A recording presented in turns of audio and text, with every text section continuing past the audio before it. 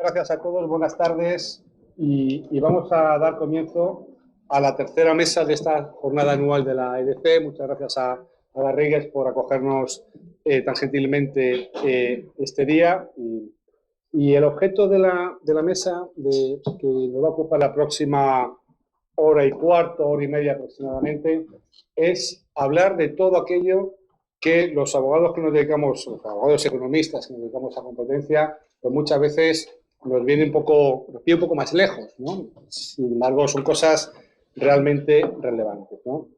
En definitiva, si estamos hablando, como hoy estamos hablando, de tener una visión prospectiva de qué puede ser el derecho a la competencia en los próximos 3-4 años, yo creo, nosotros hemos pensado que es muy complicado obviar cómo nuestro derecho, lo de nuestro entre comillas, puede tener implicaciones en otros ámbitos relevantes, como puede ser el derecho penal, como puede ser el derecho administrativo, y hablo de prohibición de contratar con la administración pública, y hablo también de materia de cumplimiento de compliance, ¿no? Entonces, la idea de esta mesa es juntar estos tres bloques, que posiblemente alguien puede decir que son tres bloques totalmente distintos, pero vamos a ver que finalmente hay bastantes puntos en común y que yo espero luego que con la presencia de estos ponentes podamos sacar algunas ideas claras de por dónde puede ir el derecho a la competencia en estos ámbitos, digamos, que van un poquito más allá de lo que es nuestra zona de confort, nuestros artículos 1, 101, control de concentraciones, etc., ¿no? Entonces, si comenzamos con el primero de estos bloques, el derecho penal, pues yo creo que hay bastantes temas que se pueden abordar, ¿no? Y que espero que salgan en la jornada de hoy, tanto en la presentación como en las preguntas, ¿no? Yo, desde luego, tengo muchísimo interés en conocer si realmente los ilícitos de competencia pueden tener una trascendencia penal, hasta qué punto el 284.1 del Código Penal, con su reciente reforma, resulta de aplicación a este tipo de prácticas. También creo que hay algunos temas importantes, como qué ocurre cuando ya la CNMC ha sancionado un cártel. Puede haber también una aplicación paralela del derecho penal posterior. ¿Cómo funciona el bis in idem en esos casos, ¿no? Bueno, no seré yo, por supuesto, quien se pronuncie al respecto, porque para eso tenemos a Juan Antonio Lascurain, que está en el otro extremo de la mesa. Juan Antonio es catedrático de Derecho Penal de la Universidad Autónoma de Madrid y fue letrado del Tribunal Constitucional en dos distintos periodos, del 94 al 98 y del 2004 al 2009. Trabaja también como consultor, principalmente en temas de amparo constitucional y de cumplimiento penal. Del año 98 al 2004 trabajó como consultor en el estudio jurídico Rodríguez Morullo e hizo lo propio en González Franco Roxin, abogados del 2009 al 2012. Actualmente es off-counsel, consultor de Baker & McKinsey. Bien, entonces, por un lado tendremos a Juan Antonio hablando del derecho penal. Termino si quieren las presentaciones y te doy la palabra, Juan Antonio. El que vamos a hablar es, como decía, prevención de contratación, que aquí hay, entiendo yo, muchísimos temas, máxime desde que este año ya la CNMC ha comenzado a declarar la procedencia de estas prohibiciones en sus asuntos de electrificación, los autobuses de Murcia, el último tema de los montajes industriales, etc., ¿no? Entonces, es algo que está encima de la mesa y que plantea también, a mi juicio, muchas cuestiones. O sea, para mí, de entrada, pues me encantaría saber qué está haciendo la Junta Consultiva de Contratación o otras cuestiones como, por ejemplo, qué tiene que hacer una empresa para poder beneficiarse, para poder impedir, mejor dicho, que se le aplique esta prohibición de contratación, ¿no? Los compliance programs, de los que habla la ley, etcétera, ¿no? Para ello, contamos, yo creo, también con un ponente excepcional, que va a ser Miguel Pardo González. Miguel Pardo es abogado del Estado y actualmente, como decía, ocupa el cargo de secretario de la Junta Consultiva de Contratación Pública del Estado. Por lo tanto, creo que está en una posición simplemente excelente para que nos cuente al respecto, ¿no? A lo largo de su carrera ha ocupado otros puestos en la administración pública. Por ejemplo, ha sido secretario del Tribunal Administrativo del Deporte entre los años 2009 y 2014 y abogado del Ministerio de la Presidencia del Consejo Superior de Deportes entre los años 2010 y 2012. Ha sido galardonado también con la medalla de la Real Orden del Mérito Deportivo. Y el tercer bloque del que vamos a hablar es cumplimiento, que en realidad pues, está un poco entre dos áreas y esa es una cosa que también nos puede interesar mucho, ¿no? Compliance como uno de los aspectos que yo creo que son esenciales para garantizar que una empresa pues, no va a tener problemas de competencia. Yo siempre digo que el mejor dinero invertido por una empresa es precisamente el que se gasta en montar este tipo de programas sin evitar los posibles incumplimientos. ¿no? Ahí hay muchísimas cuestiones también que se plantean, ¿no? Ya la más evidente es, ¿funcionan o no los programas de cumplimiento como factor atenuante para la posible sanción? Son relevantes para evitar la prohibición de contratación, como decía antes. La CNMC, como sabéis, se ha pronunciado ya al respecto en varios precedentes, en el último que hemos citado antes de montajes industriales, y nos ha parecido, puede ser muy interesante, tener una visión de empresa, de cómo se deben montar o cómo se establecen los compliance programs por ahí fuera en otros países de nuestro entorno y cómo se valoran en esos países los programas de cumplimiento desde el punto de vista de la aplicación de la norma de competencia, ¿no? Entonces, para esto vamos a contar con la presentación de Sonia Fernández Lobelle. Sonia es directora jurídica de Heidelberg Cement para Europa del Sur y Occidental. Y bueno, pues cuenta con experiencia de más de 20 años en diferentes empresas internacionales como Cadbury Schweppes, Saint-Gobain o Italcement. Sonia es responsable del desarrollo e implementación de políticas legales y de cumplimiento en esta zona que os he dicho, Europa del Sur y Occidental, y dirige proyectos y transacciones legales como fusiones, adquisiciones, contratos, entiendo que Sonia tiene una magnífica posición para contarnos al respecto. Pues bueno, estos son los 3 bloques, ¿vale? Penal, administrativo, compliance. Ya no digo nada más, dejo la palabra a los que saben. Juan Antonio, 20 minutos hemos quedado cada uno, ¿vale? Por favor. Luego ya tendremos un debate, si os parece, hablamos 20 minutos los 3 bloques respectivos y posteriormente podemos tener un turno de preguntas.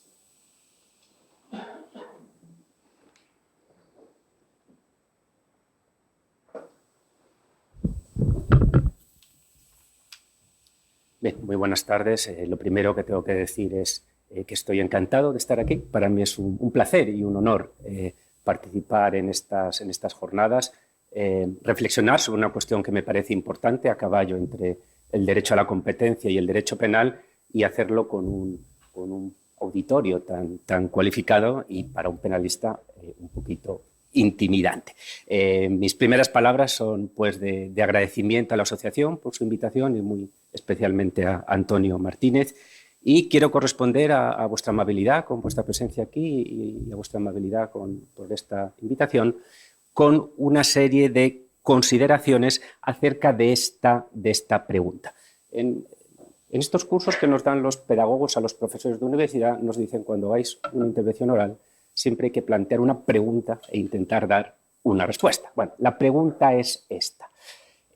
Dado que, como ahora os comentaré, se acaba de reformar, entró en vigor en marzo de este año, el artículo 284.1, el principal precepto, como ahora veremos, que castiga la restricción de la competencia, dado que se acaba de modificar, la pregunta es si a partir de esta reforma son ahora punibles todas o la gran mayoría de las prácticas de cártel. Antes hemos visto que estaba por ahí von Kieschmann. Von Kieschmann se hizo famoso por muchas cosas, por su crítica al carácter científico del derecho y de la jurisprudencia, pero es muy célebre y muy citado por una frase suya que dice: 3 palabras del legislador mandan bibliotecas enteras a la basura.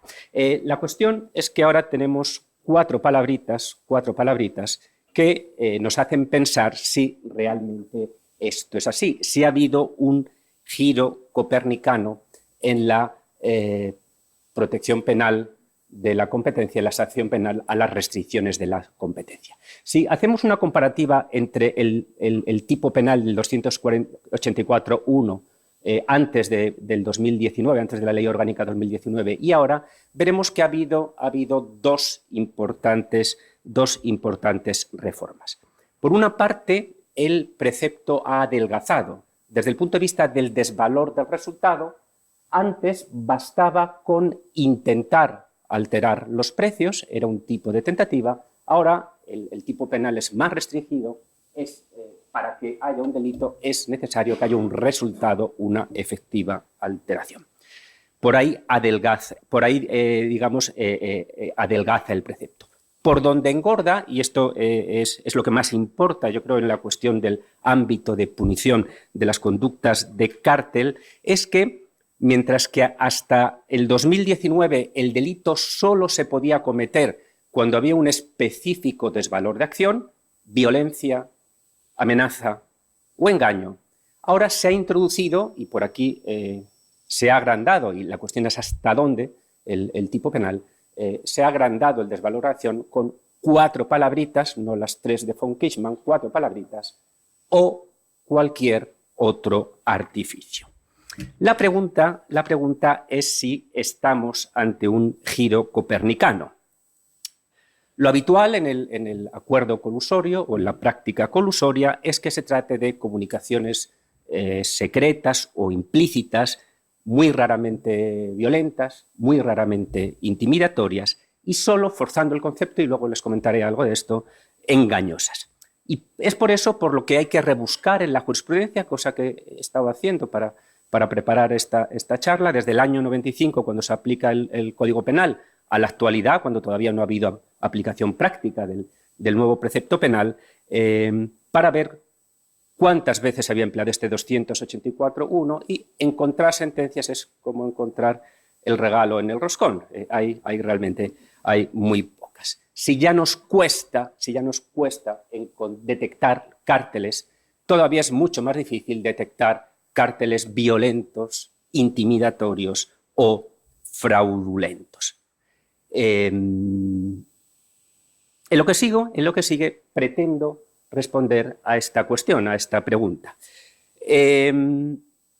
Dada la reforma penal, ¿cabría entender que los acuerdos secretos de cártel son artificiosos y por lo tanto han pasado a ser delictivos? Primera pregunta. Segunda pregunta, ¿está bien que eso sea así? ¿Deberían serlo? Y tercera cuestión, entre este deber ser y el ser, como trataré de explicar después, hay una íntima relación.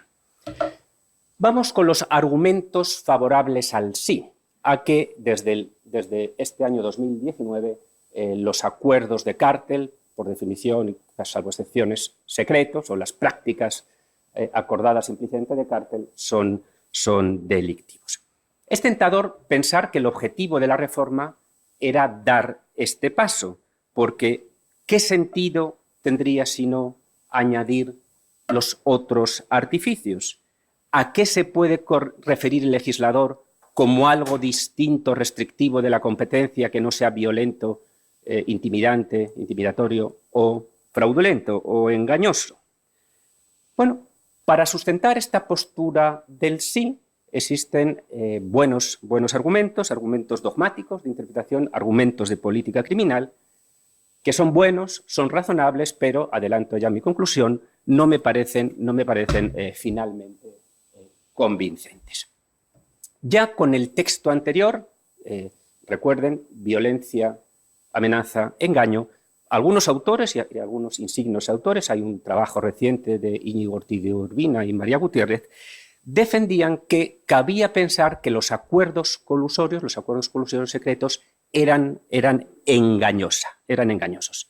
Si tuvieran razón de que eran engañosos o que es discutible que fueran de engañosos, probablemente deberíamos dar el paso siguiente y pensar que seguro que si no son engañosos sí que son algo bastante menos, que es que son artificiosos.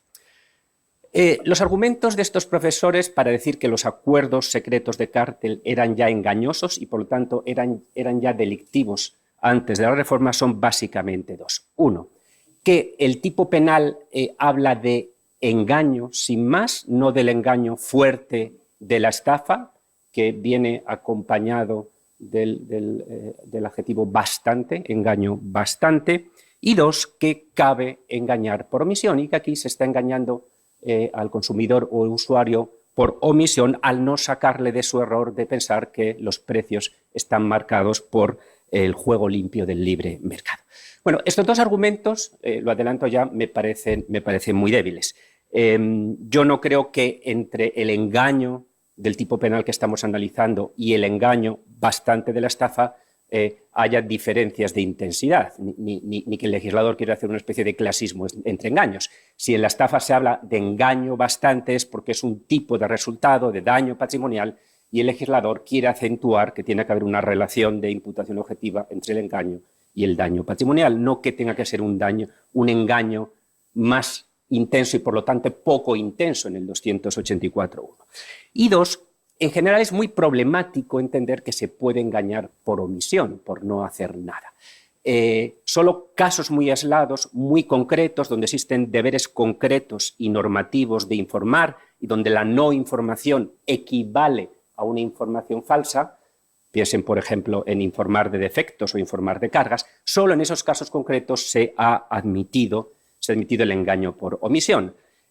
Pensar que los conjurados en un acuerdo secreto de cártel tienen un deber de informar al mercado de que hay un acuerdo de cártel es solamente formulado un poco surrealista e irrazonable, porque sería tanto como decir, haber hecho un acuerdo secreto, pero tenéis el deber de desvelarlo al mercado. Obviamente no tienen que hacer un acuerdo secreto y ese es su deber de abstención, pero no tienen después un deber subsiguiente de acción de comunicar su acuerdo. Más potente que este argumento del engaño me parece un argumento sistemático que se deriva del artículo 436 del Código Penal. En el 436 del Código Penal, que tienen ahí en pantalla, cuando se tipifica el delito de fraude por parte de funcionario en la contratación pública, se refiere, leo textualmente, a concertarse con los interesados o usar de cualquier otro artificio para defraudar al ente público. Fíjense que aquí el legislador hace una peligrosa equivalencia entre el concierto y el artificio. A este argumento se podrían sumarle también argumentos de conveniencia. Esta interpretación de del 284.1.1 como comprensiva de los acuerdos de cártel sería mejor, quien sostiene esto lo dice así, porque nos alinea con una cierta tendencia a la criminalización en otros ordenamientos y porque respondería teóricamente a una necesidad del orden económico del mercado. No ya solo porque se trataría de un ilícito muy grave, cuestión en la que se insiste, como saben ustedes mucho mejor que yo, sobre todo en Estados Unidos. Es famoso la frase esta de la Corte Suprema de los Estados Unidos acerca de que los cárteles constituyen el mal supremo del sistema de mercado, sino, también, como pasa también con el uso de información privilegiada en los mercados financieros, la difícil detectabilidad de la irregularidad debe ser compensada con una sanción severa, con una pena que además contribuiría a hacer lo propio que hacen las normas penales, lo que los penalistas llamamos prevención general positiva, a interiorizar en la población la maldad de la cartelización. Bueno, espero en este punto que no estéis convencidos de que los acuerdos de cártel son artificiosos y que por lo tanto son delictivos de marzo para acá, porque ahora voy a tratar de convenceros de lo contrario, creo que con mejores argumentos. Y es más, yo creo que lo que es importante es en este momento histórico tratar de convencer a los jueces, porque esta era realmente era la voluntad del legislador y porque además, curiosamente, esta segunda interpretación es la que mejor protege la competencia. Vamos allá. Es notorio que el legislador no quiere proteger todas las alteraciones ilícitas de las competencias, sino solo algunas especialmente graves, y no por su resultado, sino por el modo de realización de la conducta. Si el legislador hubiera querido introducir en el 284 los acuerdos secretos de cártel y con ello en realidad todas las prácticas restrictivas de la competencia, no habría hecho un tipo con desvalor de acción, habría hecho un tipo puro de resultado, como es el homicidio, el que matare a otro, el que de cualquier forma matare a otro. No habría hecho una discriminación entre desvalores de acción. Está además el adjetivo otro, que sugiere, como sugiere la justicia, que el desvalor del otro artificio tiene que ser un desvalor semejante a la violencia, a la amenaza y al engaño, cosa que evidentemente no sucede en el concierto secreto. Es más, resulta cuanto menos muy dudoso semánticamente que algo tan sencillo como un mero acuerdo reservado podamos tildarlo de artificio. Podría pensarse, ¿qué queda entonces del artificio? ¿Por qué se ha incluido el artificio? Bueno, queda poco, pero queda. Cabría entender que el legislador lo que quiere hacer aquí es tipificar aquellos supuestos en que tras el acuerdo secreto de cártel hay una estrategia posterior artificiosa dirigida a preservar, a hacer todavía más opaco ese acuerdo de cártel. Expongo ahora también un segundo argumento, un tercero, sistemático. Nuestra experiencia y la experiencia comparada nos muestra que la represión de los acuerdos de cártel vive de la estrategia de la clemencia al partícipe que lo denuncia. Cualquier estrategia sensata, penal o administrativa de represión del cártel pasa por la exención del miembro denunciante con las condiciones que sean razonables.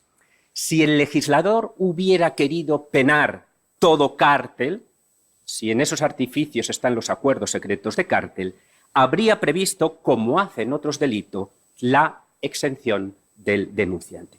No ya porque a ello nos obligue la directiva ECN+, por cierto que no lo hace, que se conforma con la atenuación que es ya genéricamente posible en nuestro Código Penal a través de la atenuante de confesión del artículo 21.4, no ya por eso, sino porque no hacerlo, no prever un sistema de clemencia, una exención por confesión en términos menos de derecho de la competencia y más de derecho penal, no hacerlo tendría dos consecuencias dramáticas. Una, la inoperancia penal. Dos, la inoperancia administrativa. No es ya que no vayamos a tener penas, porque no vayamos a tener delitos, porque no vamos a ser capaces de detectarlos, sino que la amenaza penal, sin clemencia clara y total, va a desalentar toda denuncia, también en el ámbito administrativo. Dicho esto, y esto es solo un paréntesis, y aquí abro un melón que no pienso cerrar, pero tendríamos que pensarnos muy mucho si, aunque no haya actualmente una previsión expresa de exención, podemos penar al que reveló el cártel ante el órgano administrativo. Fomentando con una mano la administrativa, normativamente la denuncia, y penándole después con la otra mano, con la mano del derecho penal, no estamos atentando a su derecho constitucional a no declarar contra sí mismo. Argumentos de política criminal, que creo que son los principales. Los argumentos de política criminal no valen solamente para crear normas, eliminar normas o reformar normas penales. Como la semántica es muy vaga, y aquí lo estamos viendo con el concepto artificio, como dicen los filósofos del lenguaje, el lenguaje es poroso, a la hora de delimitar el ser de la norma, si la norma es el círculo grande o el círculo pequeño y qué conductas están dentro de él, nos importa mucho el deber ser, porque las cosas es mejor que sean como deben ser. Y porque ese deber ser se encauza a través de argumentos de valor, el constitucional habla de racionalidad axiológica, o de argumentos de eficacia en la protección, racionalidad teleológica, que son también argumentos de interpretación de la norma. Las tesis más punitivistas, las primeras que os he comentado, tratan de sustentarse en razones de eficacia. Su argumento es, si queremos terminar con los cárteles, necesitamos, 1, la amenaza de prisión para el individuo y 2, el coste reputacional de la empresa que comporta el derecho penal, la pena, y no, en cambio, la sanción administrativa. Esta tesis sobre la eficacia en la represión de las prácticas restrictivas de la competencia es, creo, incorrecta. La inclusión de los cárteles en el 284.1 del Código Penal engorda el derecho penal a costa de dejar sin contenido el derecho administrativo sancionador. Y a veces los elefantes, cuando entran, ahí tengo al elefante, ahí está, los elefantes, cuando entran en las cacharrerías, se cargan todos los cacharros. Si las sanciones de restricción, administrativas de restricción de la competencia están funcionando son porque A, las imponen órganos especializados y B, las imponen de una manera ágil. Ni esa especialización ni esa agilidad es esperable en los órganos de instrucción penal. Al juez penal le va a costar entender el complejo, injusto, competencial que subyace a los acuerdos de cártel, o le va a costar mucho más entenderlo que a la CNMC. Además, tendrá que ir con los pies de plomo que le imponen las severas garantías penales. No tiene, además, por ahora, incentivos de clemencia que le ayuden a detectar los delitos y cuando los tenga, tendrá que reparar los reparos que estos incentivos de clemencia se le ponen al derecho penal cuando la cárcel está al final del proceso. Y lo que no tiene el juez penal son los atajos del derecho administrativo sancionador para castigar a las empresas. Para penar a una empresa, a una persona jurídica, todo es bastante más complicado. Lean el artículo 31 bis del Código Penal. Debe constar la existencia de un delito individual, este delito individual debe ser a favor de la empresa y, sobre todo, debe constatarse la inexistencia de un programa de cumplimiento que dificultara razonablemente el delito. Y todo ello no se presumirá, sino que deberá probarlo la acusación con el canon de la presunción de inocencia, con el canon de la certeza, más allá de toda duda razonable. Dicho con otras palabras, so pretexto de incierta eficacia, el derecho penal se cargará un instrumento que está funcionando cada vez mejor en la intrincada tarea de detectar y reprimir los cárteles. No es de extrañar que países que se han planteado esto seriamente, la criminalización de los cárteles, como Suecia, hayan dado un paso atrás en este empeño. No es de extrañar que la cada vez más impetuosa Unión Europea en materia de armonización de la protección penal del orden económico no haya dado un paso en esta dirección. No es de extrañar que en el Reino Unido están bastante frustrados con su reciente experiencia de criminalización desde el año 2002, en criminalización que apenas ha tenido resultados prácticos de persecución penal. Voy terminando antes de que el moderador me regañe. Creo, en fin, que no solo no es necesario penar los acuerdos secretos de cártel, sino que es contraproducente y además muy antipático desde la perspectiva del principio de proporcionalidad estricta. ¿Se entiende hoy en la cultura española que pueda castigarse con hasta 6 años de prisión cualquier acuerdo de cártel? Metidos en reflexiones político-criminales, creo que las alternativas sensatas de protección penal de la competencia son 2.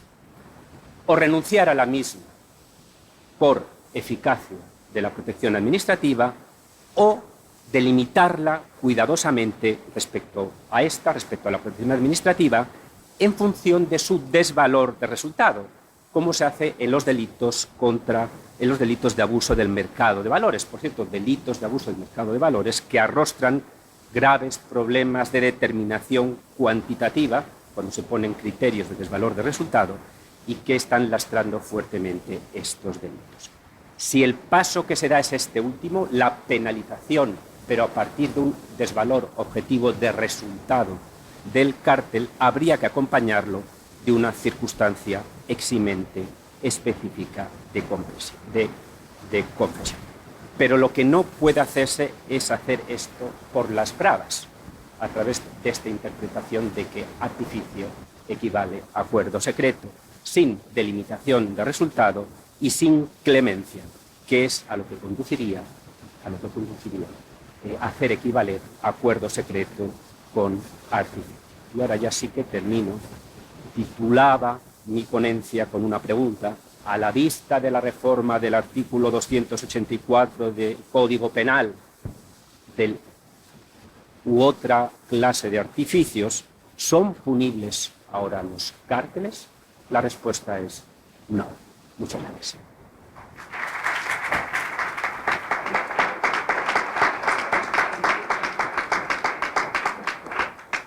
Muchísimas gracias, Juan Antonio. Yo creo que ha quedado claro. Ahora, ¿no? Si alguien tiene alguna duda, le ponemos la foto del elefante en la cacharrería, que es la imagen con la que yo me quedo después de tu magnífica ponencia.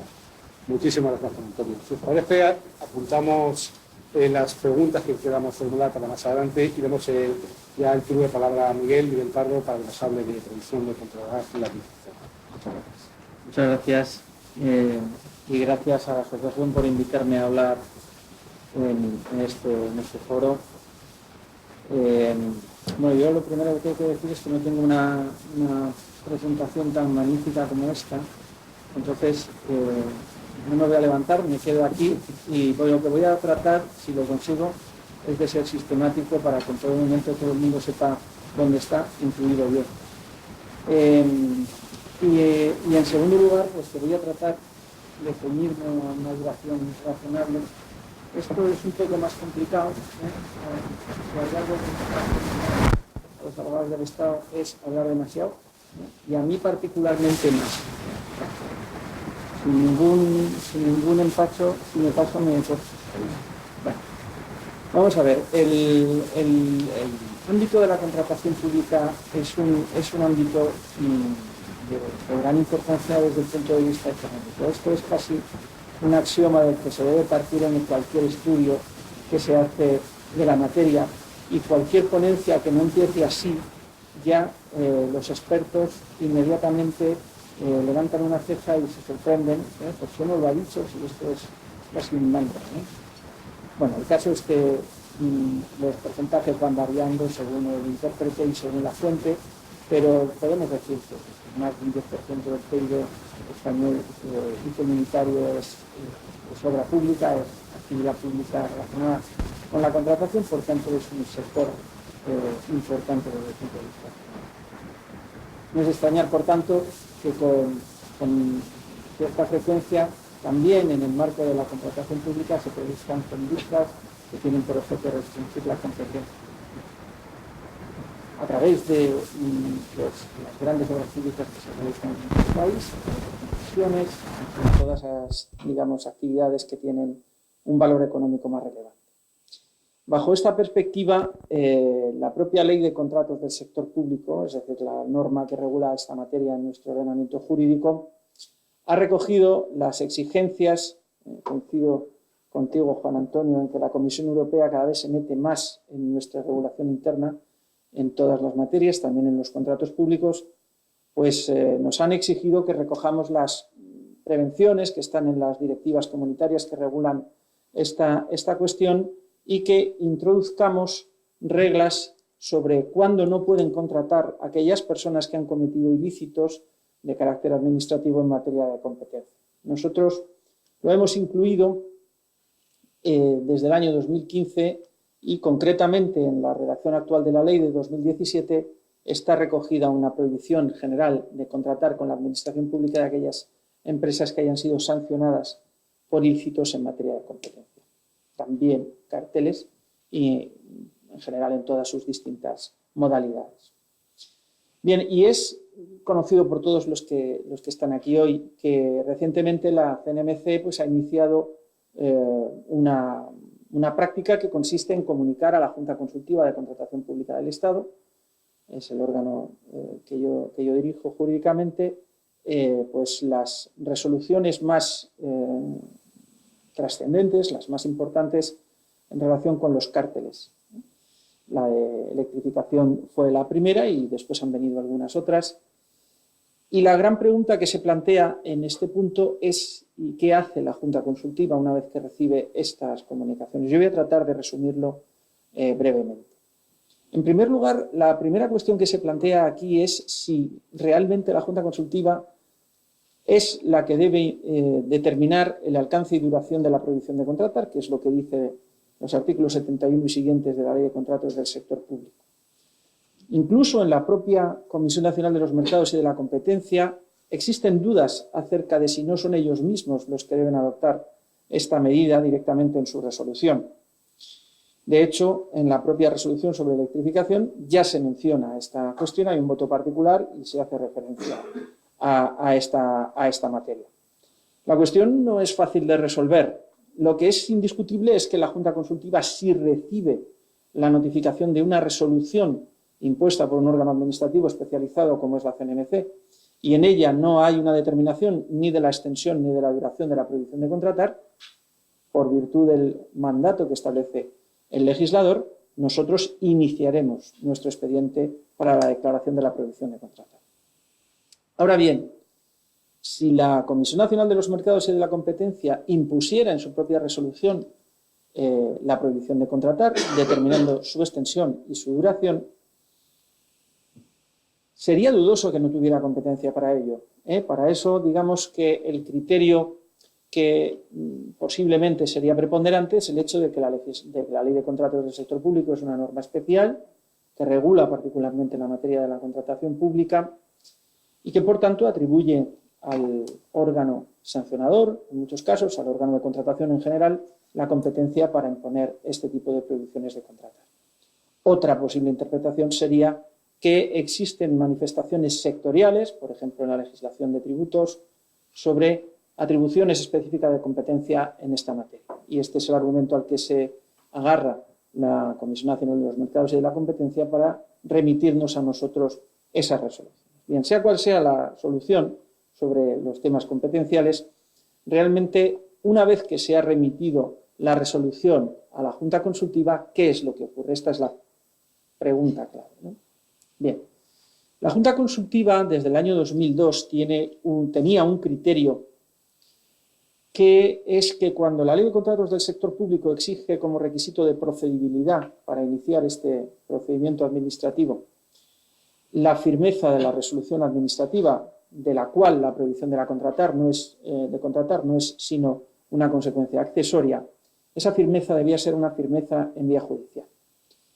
El efecto inmediato que se deduce claramente de esta decisión que se adoptó en el año 2002 es que va a transcurrir un largo periodo de tiempo hasta que se adopte la prohibición de contratar por parte de la Junta Consultiva, puesto que habrá que esperar primero a que se pronuncie el órgano jurisdiccional de primera instancia y posteriormente, si existe recurso, hasta que se pronuncie la resolución judicial que sea definitiva y que resuelva la cuestión con una firmeza suficiente para que nosotros pudiéramos iniciar nuestro expediente. Este criterio ha sido cambiado por la Junta Consultiva en un dictamen del año 2018 en el que consideramos que la firmeza de la que habla la ley para que nos permite iniciar el expediente de prohibición de contratar es una firmeza en vía administrativa. Claro, esto puede parecer que inmediatamente produce justo el efecto contrario que se producía cuando entendíamos que se trataba de la firmeza en vía judicial. Pero no es así, porque la doctrina del Tribunal Supremo y la del Tribunal Constitucional matizan en buena medida los dos aspectos que hay que tener en consideración aquí a los efectos de iniciar el expediente. El primero es el principio por todos conocido de inmediata ejecutividad de los actos administrativos, en este caso también de los sancionadores, y el segundo es el principio de defensa de los interesados. Por eso, tanto el Tribunal Supremo como el Tribunal Constitucional construyen una doctrina que es conocida respecto del derecho administrativo sancionador en el sentido de que antes de acordar la ejecución inmediata del acto administrativo basado en su ejecutividad, es necesario dar al interesado la posibilidad de acudir a la vía jurisdiccional, en este caso la contencioso-administrativa, para plantear su pretensión y en el seno de este procedimiento jurisdiccional solicitar la adopción de una medida cautelar que forma parte del derecho a la tutela judicial efectiva y que en este caso se plasmará concretamente en la solicitud de suspensión de la resolución impugnada. Claro, ¿qué ocurriría si la Junta Consultiva no esperase a que se adoptasen estas decisiones por parte de los órganos jurisdiccionales? En alguna medida estaríamos anticipando uno de los efectos más perniciosos que para los sancionados por virtud, por ejemplo, de un cártel, pueda ocasionar esa sanción. Porque si es cierto que la sanción económica que se impone al directivo en cuestión es, digamos, muy punitiva y va a producir un efecto seguramente importante en este sentido, no lo es tanto la multa, sobre todo si se trata de grandes empresas, no lo es tanto, pero la prohibición de contratar puede llegar a ser tremendamente punitiva. Pensemos en entidades privadas que tienen pues una parte importante de su negocio relacionado con la actividad pública, o incluso algunas que lo tienen íntegramente. Por tanto, es necesario obrar con prudencia, y el criterio que hemos mantenido en nuestros recientes dictámenes es que habrá que esperar. Habrá que esperar hasta que nos digan cómo está la situación. Esto se ha plasmado en una práctica que consiste en que cuando la Comisión nos envía una resolución de esta naturaleza, ha ocurrido, por ejemplo, con la de electrificación en el sector ferroviario, la Junta Consultiva se dirige a la Secretaría General de la CNMC para pedirle que informe, en su condición de parte procesal en el procedimiento, nos informe acerca del estado del mismo. Y concretamente acerca de si ha habido algún tipo de recurso. Como ustedes se pueden imaginar, la respuesta es siempre sí. Y en segundo lugar, si los órganos jurisdiccionales, en este caso la Audiencia Nacional, ha tomado alguna decisión de carácter cautelar.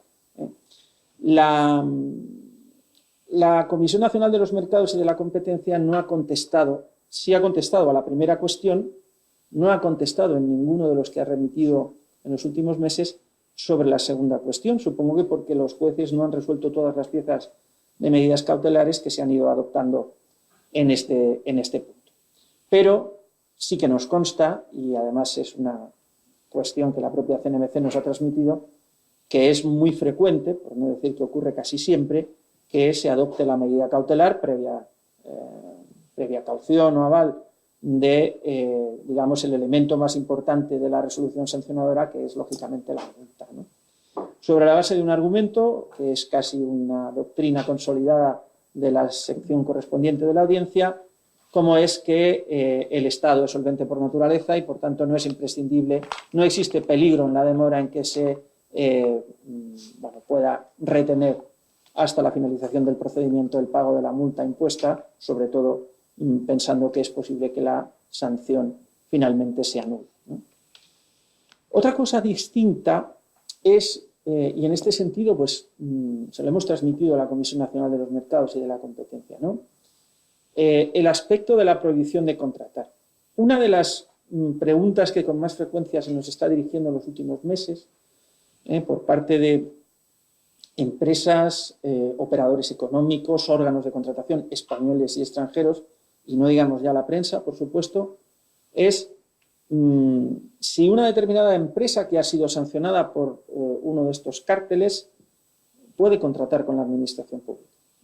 Choca, en la intuición jurídica de muchas personas, choca que efectivamente sea posible contratar con la administración una entidad que aparentemente, pues, su integridad se ha visto cuestionada con una resolución administrativa definitiva. De hecho, este cuestionamiento de la integridad es lo que justifica en las directivas comunitarias y también en la ley española la imposición de una prohibición de contratar por las distintas causas que contiene el artículo 71 de la ley. No es muy difícil darse cuenta que la imposición de una pena como consecuencia de un ilícito penal o de una sanción administrativa, pues supone automáticamente la existencia de una cierta merma en la integridad de la persona que quiere contratar con la administración. Bueno, pues si esto es así, si puede ocurrir esta circunstancia y intuitivamente nos resulta chocante que una entidad que ha sido sancionada pueda contratar con la administración, pues nuestra sugerencia fue a la Comisión Nacional de los Mercados y de la Competencia, lógicamente, que si bien no parecía muy fácil pelear por la denegación de la medida cautelar en la parte correspondiente a la multa, sí podría serlo. Seguramente sí que habría más pelea en la parte correspondiente a la suspensión de la prohibición de contratar. Y aquí yo creo que es necesario hacer un inciso por aclarar algún concepto, ¿no? En primer lugar, ¿cuándo existe la prohibición de contratar? Bueno, si la impone el órgano sancionador o el órgano de contratación, la prohibición de contratar existe desde el momento en que la resolución administrativa se dicta y se notifica, ¿no? Bien, en la resolución sobre electrificación, aparentemente, no existe impuesta una prohibición de contratar. Podría llegar a pensarse que hay impuesta una prohibición de contratar, pero que se deja a la administración, en este caso a la Junta Consultiva, la determinación de su alcance y de su duración. No es este el criterio que nosotros sostenemos. No obstante, lo que sí les puedo decir es que conocemos que, previa alegación por parte de un abogado que se ha estudiado muy a fondo la cuestión, la Audiencia Nacional, en una de las decisiones cautelares que se han adoptado en este punto, ha suspendido la prohibición de contratar, cosa que a nosotros nos parece fenomenal, pero que es, desde algún punto de vista, dudoso. No cabe duda de que con este precedente es más normal que el resto de los abogados que incidan en este sentido soliciten la suspensión de la prohibición de contratar, siendo dudoso que la misma exista y, desde luego, siendo imposible que la misma despliegue efectos, porque, de conformidad con los artículos 72 y 73 de la Ley de Contratos del Sector Público, en este caso, cuando se trata de sanciones en vía administrativa, la prohibición de contratar solo va a producir efectos desde su inscripción en el Registro Oficial de Licitadores y Empresas Clasificadas del Estado, el conocido como ROLECE, cosa que obviamente no se puede producir hasta que nosotros declaremos la extensión y la duración, de la prohibición de contratar. Bien. Esta es, digamos, que seguramente la cuestión que más dudas ha planteado desde este punto de vista. La conclusión preliminar que podemos sacar es que mientras no se nos conteste por parte de la Comisión pues que las resoluciones que se han adoptado son firmes, pues nosotros no vamos a poder iniciar ese expediente de prohibición de contratar. ¿Existen alternativas? Hombre, existen varias alternativas. La primera es que el legislador prevea otra fórmula distinta para la imposición de las prohibiciones de contratar, pero esta solución no es previsible en los próximos meses y años. Y ya ha sido difícil aprobar la actual ley de contratos del sector público, difícil no, dificilísimo, es la ley más enmendada de la historia de la democracia española, con 915 enmiendas aceptadas y transaccionadas. No creo que al legislador, no sé si tendrá nombre y apellidos, le queden ganas de iniciar cualquier reforma de la ley de contratos del sector público. Eso por un lado. Por otro lado, pues, hombre, hay que recordar que según la jurisprudencia del Tribunal Supremo, las prohibiciones de contratar no son resoluciones sancionadoras. Pero el propio Tribunal Supremo dice, no lo son, pero se parecen más. Por tanto, muchos de los principios que son propios de las, digamos, del derecho administrativo sancionador son de aplicación también en el caso de las prohibiciones de contratar. Cosa que en materia de competencia nos plantea un último problema, y ya con ello me callo, voy a ser obediente y no hablar más, que es, bueno, ¿y qué prohibición de contratar le va a imponer la Junta Consultiva cuando se superen todos estos inconvenientes procesales y ya por fin pueda pronunciarse? ¿Cuál es, digamos, la fórmula que le va a permitir a la Junta Consultiva decidir? Bueno, nosotros tenemos un axioma que es que tenemos que aplicar, si no literalmente, sí, en la medida de lo posible, una proporcionalidad adecuada en la imposición de la sanción. Y en este sentido, lo que imponga el órgano, en este caso el órgano especializado, que es la CNMC, tiene que servirnos de guía. La proporcionalidad seguramente no puede ser un argumento a utilizar estrictamente ante los tribunales de justicia, pero sí que puede matizar en buena medida nuestra actuación y, de hecho, entiendo que la va a matizar. Una última referencia, en un minuto, a una cuestión sobre la que va a hablar Sonia, mi compañera, pero yo estrictamente desde el punto de vista de la contratación pública. Tal como se ha establecido en las directivas comunitarias y también en la ley española, la mejor fórmula para evitar a la postre la imposición de una prohibición de contratar es la utilización del artículo 72.4 de la ley, que habla del compliance, es decir, la utilización cumulativa de dos actos, dos conductas por parte de la empresa o de la entidad que ha sido objeto de sanción y va a ser objeto de una prohibición de contratar, que es, en el trámite de alegaciones, alegar que se ha pagado la multa y, cumulativamente, que se han adoptado medidas organizativas, técnicas o de personal para evitar que se vuelva a producir el ilícito que ha dado lugar a la imposición de la prohibición de contratar.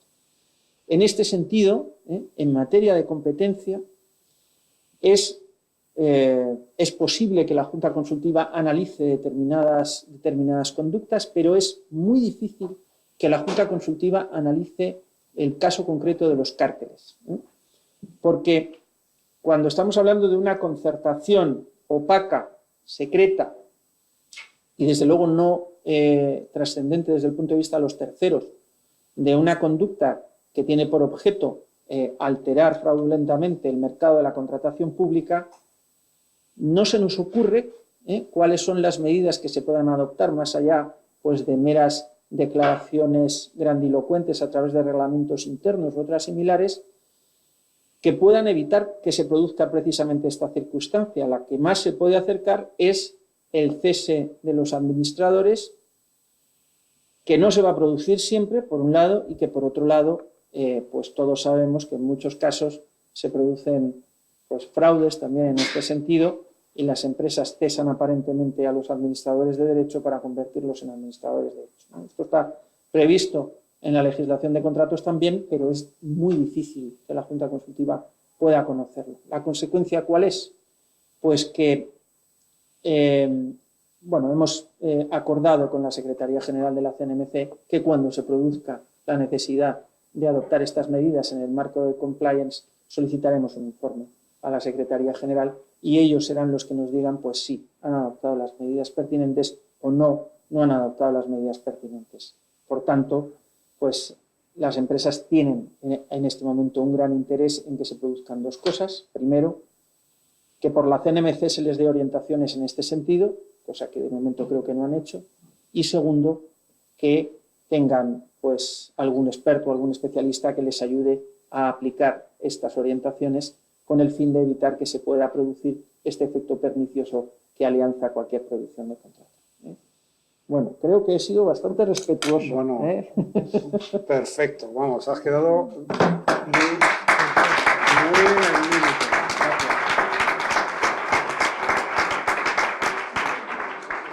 Yo creo que no solamente has sido respetuoso, sino que además has arrojado muchísima luz a todas las personas que están en esta sala, aunque solo fuera por veros las caras que poníais, el interés mostrado ha sido realmente máximo, porque yo creo que es uno de los temas que realmente preocupan a nuestros clientes y donde es fundamental tener claridad para dónde está. O sea que muchísimas gracias, Miguel. Yo ya te anticipo que luego en el debate me encantaría confirmar que este punto del compliance se tendrá que acreditar, si lo he entendido bien, ante vosotros, no el expediente administrativo ante vosotros. Para la prohibición de contratar ante nosotros. Sois vosotros. Listo. Ya entonces esa pregunta ya está contestada. Muy bien, pues entonces, sin más dilación, Sonia, tienes tus 20 minutos, por favor, para que nos cuentes acerca de compliance. Bueno, pues yo quisiera comenzar, como habéis comenzado vosotros, dando las gracias a la asociación por darme la oportunidad de comparecer ante este foro de juristas de reconocido prestigio, especialmente a Antonio, pero a todos vosotros. La verdad que es para mí un honor y también una responsabilidad, y más todavía después de haber escuchado a José Antonio y a Miguel, ¿no? Porque mi enfoque será distinto, mi enfoque es un enfoque como abogado de empresa. Voy a hablar de programas de cumplimiento desde el punto de vista interno, desde el punto de vista de un abogado de empresa. Como sabéis, como bien ha dicho Antonio previamente, soy directora jurídica para varios países de Europa de Heidelberg-Cement, que es una multinacional del sector de materiales de construcción presente en muchos países del mundo. Para nosotros, compliance es un elemento clave en nuestra cultura corporativa. Tolerancia cero es una frase, yo creo que es la frase favorita de mi jefe cuando se dirige a mí. Me da esta vergüenza a veces escucharle, ¿no? Y es la frase con la que yo comienzo todos mis cursos de formación internos. Tú lo sabes porque los hemos hecho juntos, ¿no? Tolerancia cero. Considero que tenemos un programa efectivo, eficaz y conocido. Y cuando digo que es conocido, lo digo con datos, a la alemana, ¿no? Esto es una encuesta interna que distribuimos todos los años entre nuestros empleados con respecto a la calidad del servicio jurídico. ¿Veis? Una de las preguntas que hacemos es solicitamos que se clasifiquen las materias jurídicas por orden de importancia. Y frente a muchas materias, pues M&A, CO2, que es la materia de BC2, Environment o Corporate, Digital, que son las materias jurídicas de moda, veréis que el número 1 es Derecho a la Competencia. Por eso cuando digo que tenemos un programa que es conocido por vuestros empleados, es que realmente conocido, es la materia jurídica que más conocen. No obstante, al contrario que un brand, yo no vengo aquí a hablar de mi libro, no vengo aquí a hablar solo de mi programa, de nuestro programa Compliance, sino dar una visión general del tratamiento que las distintas autoridades de competencia están dando a los programas de cumplimiento en países con los que trabajo, en países en los que está presente mi compañía. Lo que he podido ver es que, a pesar de que las autoridades de competencia comparten un deseo común de cumplimiento, creo que eso es claro, es el objetivo de las autoridades de competencia en todo el mundo, el enfoque, desde luego, que no es homogéneo, el enfoque con respecto al tratamiento de los programas compliance. Yo me he atrevido a dividir el tratamiento en dos grandes bloques. Hay un grupo de países que han desarrollado guías, documentos en el que se establecen requisitos muy completos y muy claros con respecto a los programas de competencia, lo que la autoridad espera de las empresas, y tengo que decir que es una facilidad para nosotros y lo agradecemos enormemente. Agradezco enormemente cuando estamos ante un país, en un país de ese tipo, con ese tipo de criterio. Y en estos países, además, se suele considerar la existencia de programas compliance que cumplen adecuados, cumpliendo ese requisito ese tipo de requisitos, se considera como una atenuante en las sanciones. Hay otro bloque de países, entre los que se encuentra España y la EU, me decía, la Unidad Económica, la Unión Europea, en el que el enfoque es distinto. A pesar de que sí que se han publicado documentos, la asistencia a las empresas con respecto a los requisitos exigidos no es tan clara y, desde luego, la existencia de un programa compliance, lo has dicho tú, no, yo iba a finalizar así la presentación, pero has dicho que ese es el enfoque de la autoridad española. Y, desde luego, la mera existencia de un programa compliance no se considera un atenuante, al menos de manera automática. Entre este grupo de países primeros que emiten guías de cumplimiento detalladas y que lo consideran como atenuante, fijaos, hay países tan dispares, no voy a entrar en todos, ¿no?, que entiendo que me alargaría demasiado, pero hay países tan dispares como Australia o Italia. Hablaré quizás un poco de los países más cercanos, de los países europeos, pero quería incluir también Australia, Brasil y Canadá porque me llama mucho la atención ver cómo países, por ejemplo, dos países americanos tan lejanos, tan diferentes y tan diferentes en cultura como puede ser Brasil y Canadá, tienen enfoques tan similares con respecto a los programas de cumplimiento. Son enfoques, yo quisiera decir, quizá muy didácticos. Se publican guías muy claras, muy transparentes, se dice incluso y se realizan, la autoridad efectúa muchas actividades de promulgación. Por ejemplo, en Brasil, me llama la atención, tienen incluso un día, el Enforcement Day, lo llaman, al que asiste el propio presidente del país, lo sabéis, se reparten folletos, te ríes porque es verdad, folletos en aeropuertos, y me llama y se certifican los programas compliance específicos.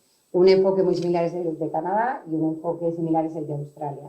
En Australia me gusta del sistema australiano, por ejemplo, que hablan de 3 fases de evolución en el sistema compliance y cuando se llega a la última fase, que es la fase en la que el cumplimiento es parte de la cultura, es parte de la business practice, ellos dicen que no hay marcha atrás, ¿no?, que no hay retorno. Por hacer un símil fácil, me llamaba la atención, es como da la sensación que cuando aprendes a comer bien, ya nunca vas a comer con las manos, ¿no? Y eso es un poco lo que ellos buscan.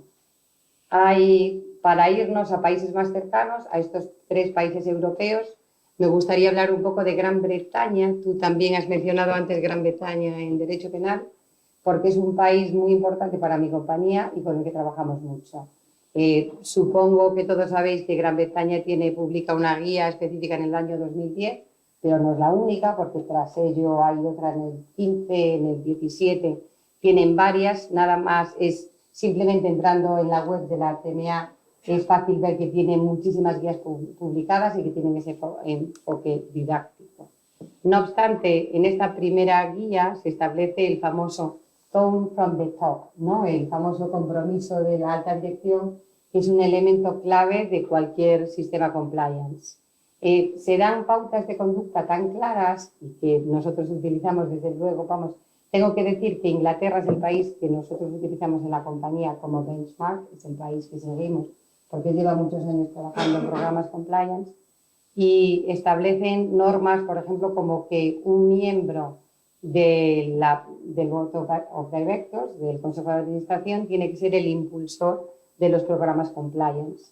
Además, tiene que reportar de manera periódica al Consejo de Administración y el resto de sus compañeros tienen que retarle, ¿no? La norma dice challenge, tienen que retarle, hacerle preguntas para comprobar que el sistema funciona de verdad.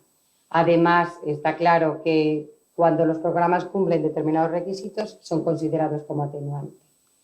No obstante, el programa puede ser los programas de compliance cara a la galería o que se utilizan simplemente para esconder la infracción, pueden ser considerados agravantes en esos casos adicionales, en determinados casos excepcionales.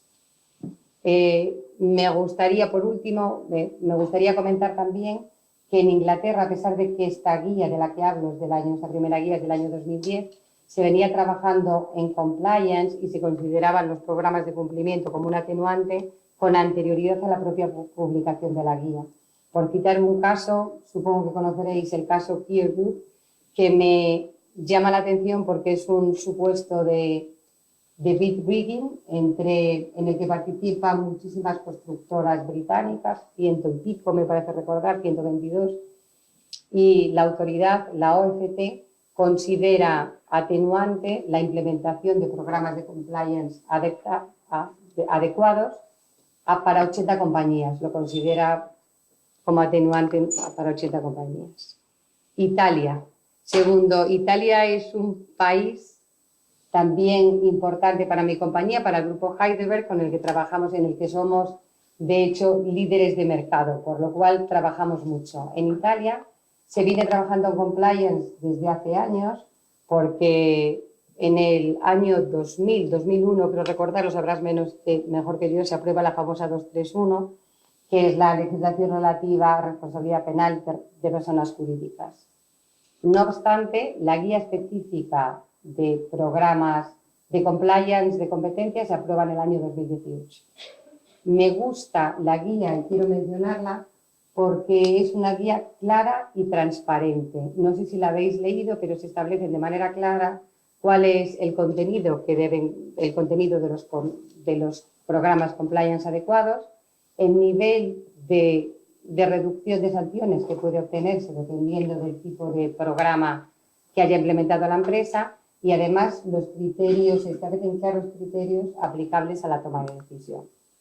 Se establecen además atenuantes claros, como 5 en el caso, lo veis, desde el 0 hasta el 15%, dependiendo del tipo de programa. Pero por lo menos cuando estás en Italia, cuando implementas un programa en Italia, sabes exactamente qué es lo que se espera. Las compañías sabemos qué es lo que se espera de nosotros. También puede constituir agravante en casos excepcionales. Y fijaos, aquí hay simplemente 6 casos de ejemplo, pero desde la aprobación de la guía en septiembre de 2018, la autoridad la ha aplicado de manera muy rápida y eficaz. Yo creo que precisamente porque es tan clara. Fijaos, aquí hay varios ejemplos en los que se aplica como atenuante, se considera atenuante la existencia o la implementación posterior de programas compliance en distintos casos. Tengo que decir también que hay un caso específico de mi compañía en el que se tiene en cuenta nuestro programa compliance y las mejoras implementadas, realizadas en nuestro programa compliance tras la detección de la infracción. Y la decisión es una decisión del 2017, o sea que, como ves, es anterior a la publicación de la guía. Por lo cual, está claro, Italia llevaba años trabajando en este sentido. Por último, y por ir rápido, me gustaría mencionar en Francia ha habido desde el año 2012 un enfoque similar. Se aprueba una guía con criterios claros, estableciendo una atenuante clara y unos requisitos específicos. Sin embargo, a partir de una reciente modificación del Código de Comercio, que no sé si conocéis todos, la autoridad francesa cambia de criterio. No cambia de criterio de manera porque se establece lo que considera la autoridad francesa actualmente es que los programas compliance deben formar parte ya del día a día de las compañías, en consecuencia no deben de ser considerados de manera automática para la reducción de sanciones y sin embargo sí que se considerará como atenuante para la reducción de sanciones los procedimientos de transacción. Y con ello, perdonad, me voy al otro bloque de países. El otro bloque de países en el que, como decía inicialmente, existen documentos, pero no tan específicos como en los países que mencionaba. Se encuentra la UE, se encuentra España, Alemania en el país en el que trabajo y la propia Estados Unidos. Quiero pensar que hay un cambio de tendencia. Ahora lo comentaré de manera específica en Alemania y en Estados Unidos y no me atreveré a entrar en España, ¿no? Por si acaso, porque seguramente todos conocéis los últimos casos, muchísimo mejor que yo. Aunque quiero pensar que también en España existe este cambio de tendencia y comienza a aplicarse los programas compliance como antes. No obstante, por hablar de Alemania, que en este momento es un país más cercano en mi día a día, los expertos alemanes quieren pensar que los programas compliance de derecho de competencia comenzarán a ser considerados como atenuante, como atenuante en las sanciones.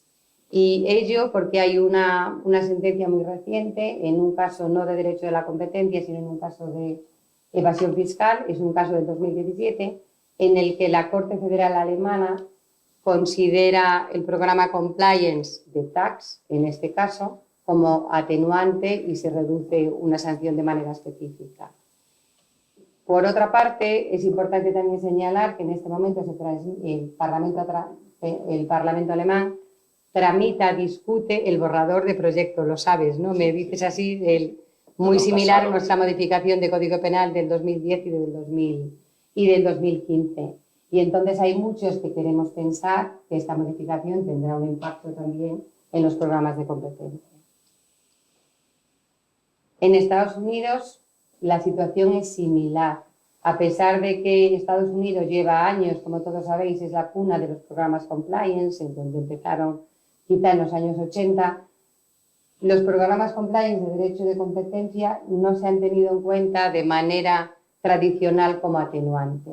No obstante, lo señalas porque conocéis los dos casos, ¿no? Pues parece que la tendencia empieza a cambiar y hay dos casos muy recientes. El caso de Barclays, que es del 2015, y el caso de KIB, que es esta compañía japonesa, de amortiguadores de vehículos y amortiguadores de motocicletas.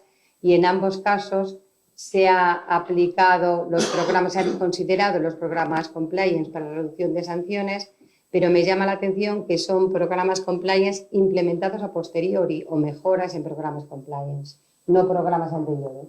Lo cual tengo que decir que como empresa, como representante de una empresa, no me parece justo, ¿no? Porque ¿qué pasa con los que habíamos empezado a trabajar antes? No obstante, este es el criterio que veo que sigue el criterio americano. Y para concluir, no sé cómo voy de tiempo, pero así podemos comenzar el debate o comenzar el turno de preguntas, si queréis. Yo concluiría que creo que todas las compañías debemos tener un programa de cumplimiento efectivo y eficaz. ¿Y qué quiere decir efectivo y eficaz, ¿no? Con respecto al contenido? Pues que contenga las mejores prácticas internacionales y además que sea un programa adecuado, específico, un programa adecuado a las características de la compañía, a las características del sector y a las características y a tu propia posición en el mercado. Obviamente no puede ser igual el programa de HeidelbergCement presente en 60 países y con 60.000 empleados que el programa de una compañía que no tiene nada que ver con nosotros, ¿no? Ni el tamaño ni el sector. Y last but not least, ¿no? Si se considera atenuante, sí o no. Pues que se considere atenuante o no, como hemos visto, ¿no? Como he intentado explicar, dependerá del país en el que nos encontremos, aunque quiero pensar que hay un cambio de tendencia en todos los países y desde luego que los programas compliance se consideren como atenuante fomentará la existencia de estos, facilitará la labor de los abogados externos e internos, porque antes cuando hablábamos de in-house y externos, yo estoy vivo rodeada de ingenieros, ¿no? Y no de abogados. Y entonces lo que te encuentras en muchas ocasiones es que los ingenieros no entienden más que en términos económicos. Entonces es muy complicado explicar en una empresa, y tú lo sabes que lo hemos hecho juntos en mi compañía, es muy complicado explicar la importancia del cumplimiento, la importancia del compliance. Por eso, si el cumplimiento tiene un premio, nos será más fácil de explicar a los abogados. Y nos será más fácil obtener recursos que se dediquen, recursos reales, tanto económicos como personal de la empresa, al cumplimiento. Y para mí, lo que es más importante, conseguiremos un cambio de mentalidad a largo plazo y sin retorno. Un poco la teoría de la autoridad australiana. Si lo que queremos, si conseguimos educar, no habrá retorno, no habrá marcha atrás. Muy bien, muchísimas gracias, Sonia.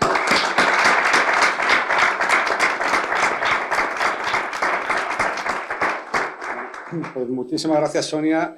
Muy interesante este repaso que nos has dado por países tan importantes como los que has citado, y yo creo que da mucho, no sé, la sensación de que algo se está moviendo por ahí fuera y que posiblemente es algo que se tendrá que tomar en cuenta aquí en España. En España realmente no se ha considerado que la aplicación del programa de cumplimiento sea un atenuante, si bien ha habido algún caso, mudanzas internacionales, donde se ha considerado que sí es un elemento mitigador y se ha reducido un poquito, un 0,25% del volumen total retenido para el cálculo de la sanción. Pero dicho esto, creo que estamos muy lejos todavía de llegar a los importes de las condiciones que tú has mencionado, ¿no? Muy bien. Creo que tenemos tiempo, si los organizadores lo permiten, para que, por favor, hagáis todas las preguntas que estiméis oportunas. Creo que es una magnífica ocasión para preguntar acerca de los tres ámbitos que se han comentado. No. Sí. Yo creo que sí, para que te escuchemos todos.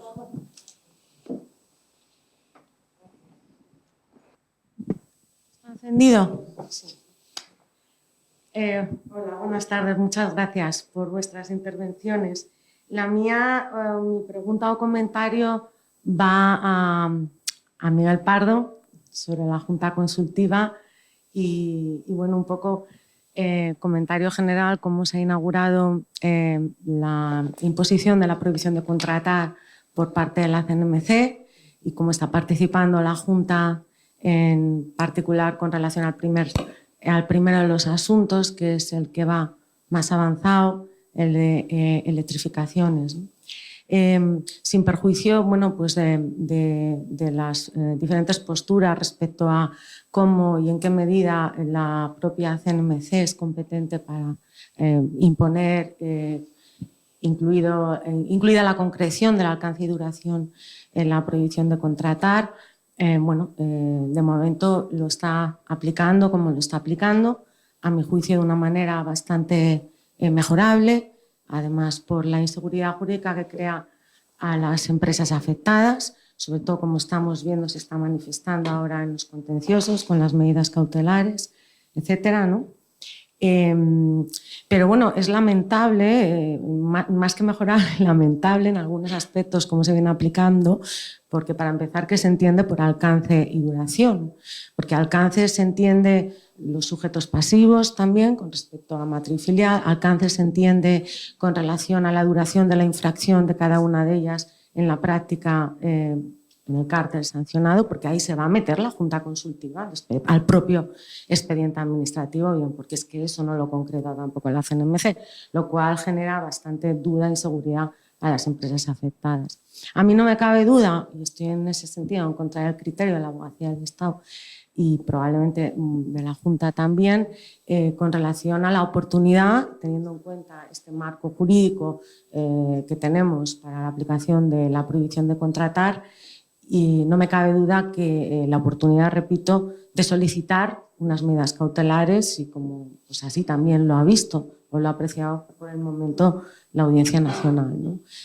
Porque eso de todavía son efectivas, no son efectivas, en fin, tengamos en cuenta. Y a mí, por lo que a mí me consta, yo hago el discurso que soy una de las partes afectadas, conozco 2 autos en los que se nos ha concedido la suspensión cautelar. En uno de ellos, además, y con razón, se decía cómo no es efectivo, ante el recurso de reposición que han interpuesto la Abogacía del Estado, cómo no va a ser efectivo en la medida en que en el documento de la DUE, cuando yo tengo que cumplimentar la información para presentarme una licitación, tengo que responder, ¿está usted en curso de una prohibición de contratar?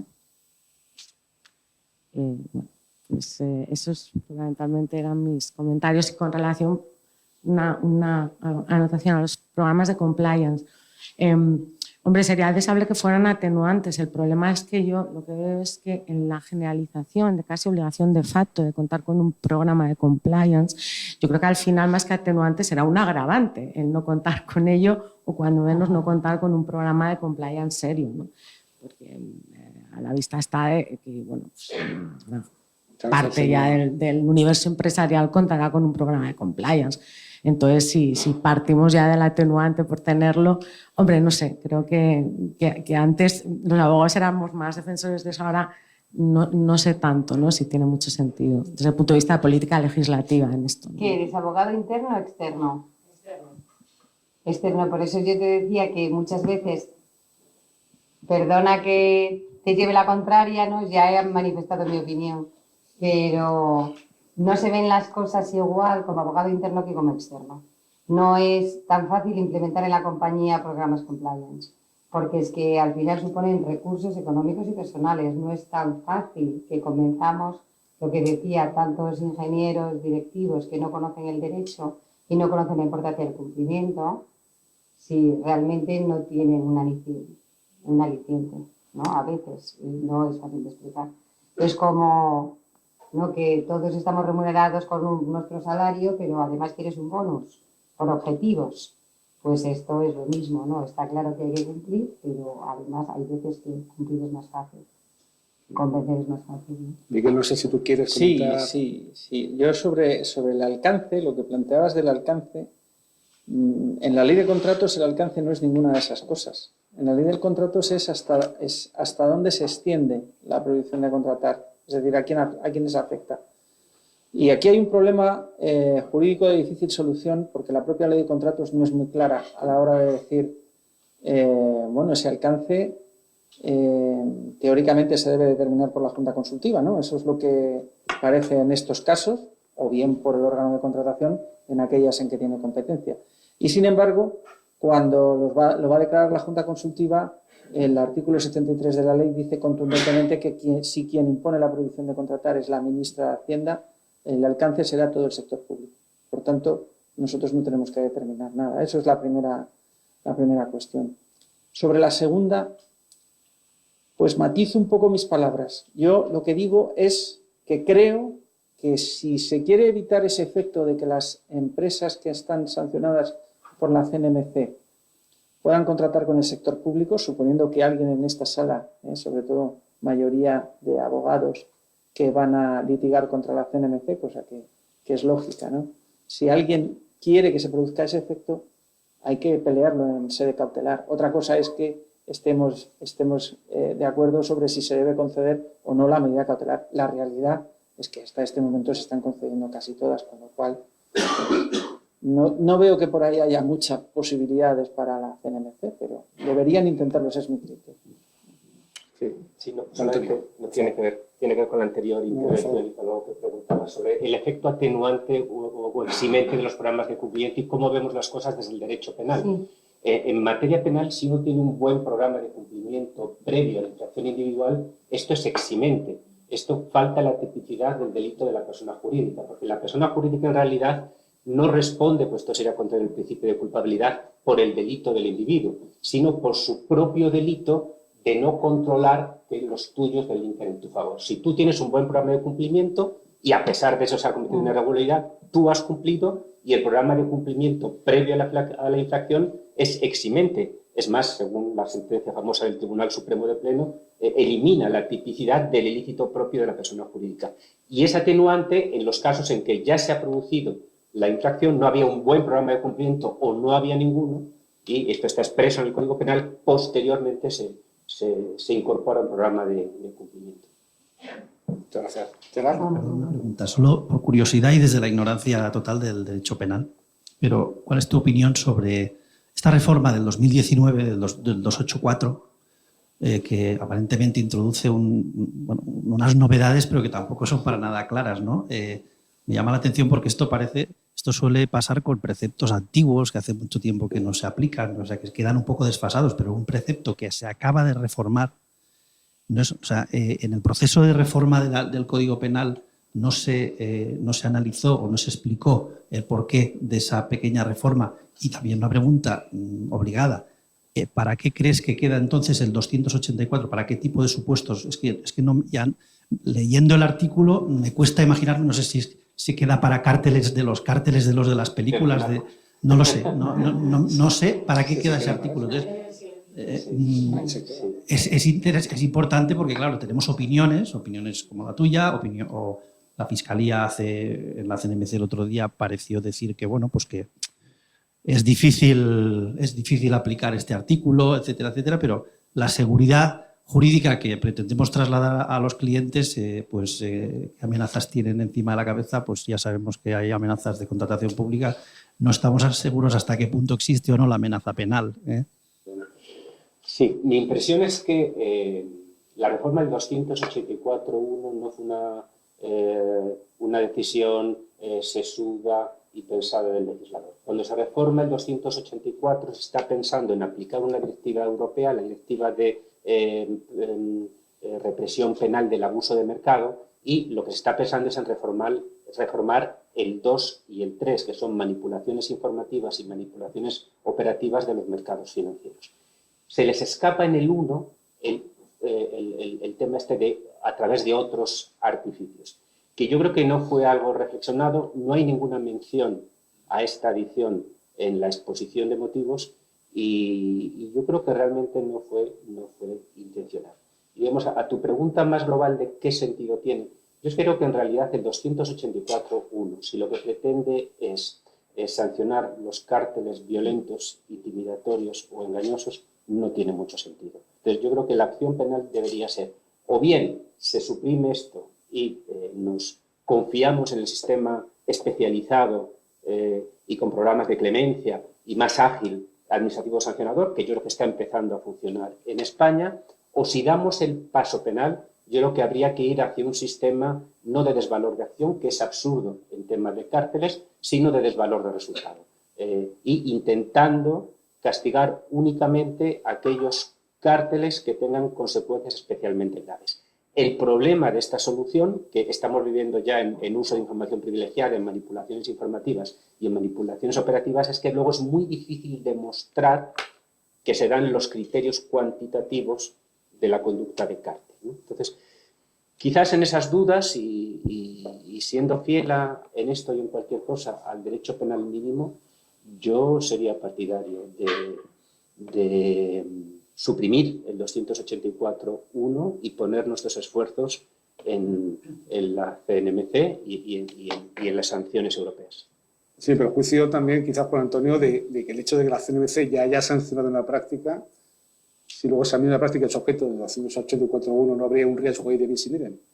Claro, luego está este problema, porque en los casos donde hay competencias administrativas y penales a la vez, y aquí quería comentaros dos cosas. Primero, el incierto futuro del bis in idem y cómo veo yo el problema. El problema es que, en principio, la competencia prioritaria la tiene el derecho penal, con lo cual, si digamos, aquello que se ha denunciado ante la autoridad administrativa puede tener relevancia penal, lo que habría que hacer, como pasa habitualmente en tráfico, en medio ambiente, es paralizar la vía administrativa e ir a la lenta, compleja y poco especializada vía penal, lo cual yo creo que va a ser muy disfuncional para la vía administrativa, teniendo en cuenta lo que tarda los jueces de instrucción penal, no por culpa de ellos, sino es un problema sistémico en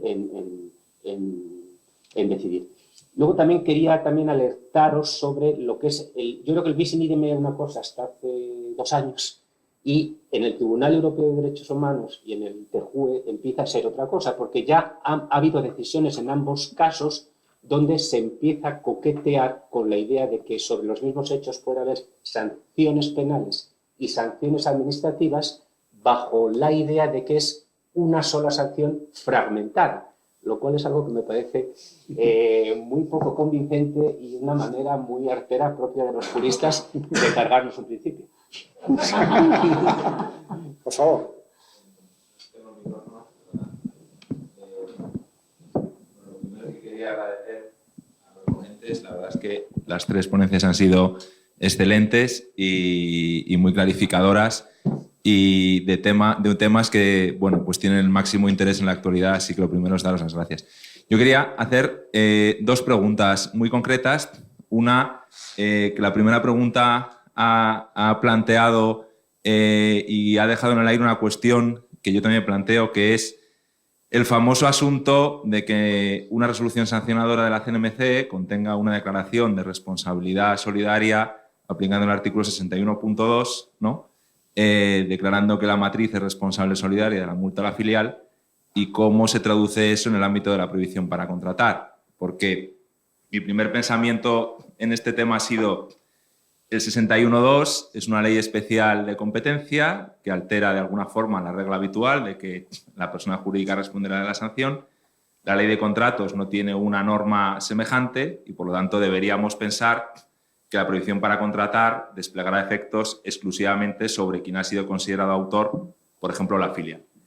Creo que es un tema que no es fácil y que, desde luego, a mí me suscita dudas. La segunda pregunta, que lanzo un poco a los 3 ponentes, en relación con los programas de compliance, otro tema que creo que también tiene relevancia es el famoso asunto de la responsabilidad de la persona física por ilícitos anticoncurrenciales. Habitualmente el derecho administrativo sancionador ha montado categorías basadas en que, mire usted, el administrador está en una posición de garante, por lo tanto, tiene una cierta responsabilidad sobre las infracciones que se cometen, y cuando hay normas como la Ley de Defensa de la Competencia o la Ley de Mercado de Valores o la Ley de Entidades de Crédito que permiten esta responsabilidad concurrente, ahí hay una cierta, a veces casi hasta presunción de que el administrador algo tiene que pechar por los ilícitos de esa persona jurídica, y donde, claro, los programas de compliance pues se convierten en una cuestión de la máxima relevancia, dado que puede ser la prueba del 9 de la diligencia exigible al administrador hacia la organización interna, ¿no? En el sentido de que es la herramienta que él tiene para proyectar en el seno de su organización una cultura de cumplimiento, unas medidas que luego, en caso de incumplimiento, podrán atribuirse al empleado desleal, ¿no? Y de alguna forma pues también servir en el juego del debate sobre la responsabilidad de las personas físicas, que ahora pues también sabemos que la CNMC ha empezado a aplicar, ¿no? Pues muchas gracias y así me estoy... ¿Quién quiere empezar? No, yo empiezo por la primera pregunta, si queréis. De momento no hemos tenido ningún caso de estos, ¿no? La ley de contratos del sector público solo habla, si recuerdas, de las personas, presumiendo que pueden ser físicas o jurídicas, dice sancionadas, que hayan sido sancionadas. Entonces aquí está la eterna lucha entre, bueno, yo he sido declarado responsable solidario, ¿soy sancionado o no soy sancionado? Esto se produce un efecto muy parecido cuando estamos hablando de condenas penales, porque en los fallos, no es tan frecuente, es muy infrecuente, pero en los fallos de las sentencias penales, por ejemplo, por delitos contra la hacienda pública, que son relativamente frecuentes que nos lleguen, en muchas ocasiones se establece una responsabilidad de la persona jurídica, pero sin indicar que está condenada. Es una responsabilidad solidaria o subsidiaria por el pago de la multa, etcétera, etcétera. Y no está tan claro, ¿no? Eso es, digamos, también culpa del legislador de contratos que acoge todo el conjunto, digamos, de supuestos que le obligan a utilizar, no se llaman prohibiciones de contratar en el derecho comunitario. En el derecho comunitario se llaman exclusion grounds, es otra idea, porque lo que permite es no solo lo que nosotros entendemos por prohibición de contratar, sino excluir de la licitación. Es otra decisión distinta, cualitativamente muy distinta. No permitir participar que excluir de una licitación ya comenzada. Y, por tanto, cuando el legislador español transpone toda esta batería de supuestos que autorizan a no admitir que un determinado licitador sea adjudicatario, está equiparando dos conceptos que no son equivalentes. En la competencia pasa también. En la competencia se habla de ofertas irregulares y, sin embargo, el legislador español prescinde completamente de este concepto de la directiva. Por tanto, no está nada claro. Yo creo que, lógicamente, se peleará por parte de las empresas para decir yo no soy, solamente es la filial. Y yo, así, sin pronunciarme contundentemente, porque no hemos tenido ninguno, me inclinaría a estar de acuerdo seguramente con las empresas. ¿Alguna reflexión así rápida final? Porque yo entiendo ya... Sí, sobre lo segundo, ¿no? Muy de acuerdo en que los programas de compliance surgen como escudo en materia penal, como escudo para evitar la responsabilidad penal de la persona jurídica, pero totalmente de acuerdo que también son el mejor modo de defensa de la responsabilidad individual penal de los administradores en aquellos casos que, por tratarse de riesgos imbricados en la producción de la empresa, pensemos en medio ambiente, el deber inicial de garantía recae en ellos y su cumplimiento lo van a hacer básicamente a través de delegaciones y supervisiones, que hacer bien eso no es más que una manera de hacer un buen compliance. Entonces, plenamente de acuerdo de que un buen programa de cumplimiento sirve para cubrir la responsabilidad penal de la persona jurídica y la responsabilidad individual de los altos estratos de la empresa. Yo solo un último apunte, totalmente de acuerdo en lo que dices, y añadir que en ese sentido, por ello prefiero las jurisdicciones como la inglesa, en las que dan pautas claras de cumplimiento, te dicen exactamente cuál es un programa adecuado y cuál es un programa no adecuado. También, no solamente para evitar sanciones, sino para evitar responsabilidad de los administradores. Muy bien, pues a mí me encantaría seguir con el debate porque realmente me parece un lujazo tener aquí a estos tres ponentes.